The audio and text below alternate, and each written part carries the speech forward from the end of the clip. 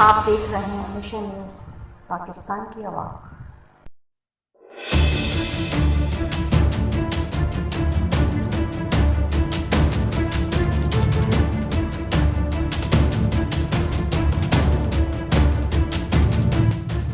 DIG traffic के अहकामात पर CSP पाक कॉलोनी, SO मंगोपीर और RK मंगोपीर के प्रेशर हॉर्न के खिलाफ कार्रवाई।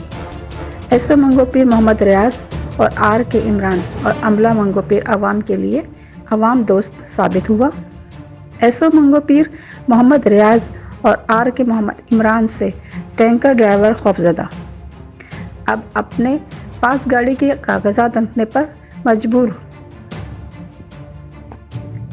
क्योंकि उन्हें मालूम है कि अगर हम बगैर कागजात के रोड पर निकलेंगे तो हम पर चालान किया जाएगा और हमारी गाड़ी बंद की जाएगी।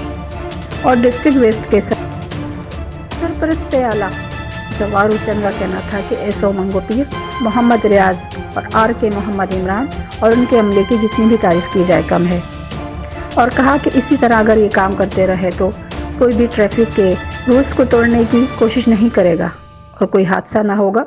Report Kabir Hussain, mission news, Karachi.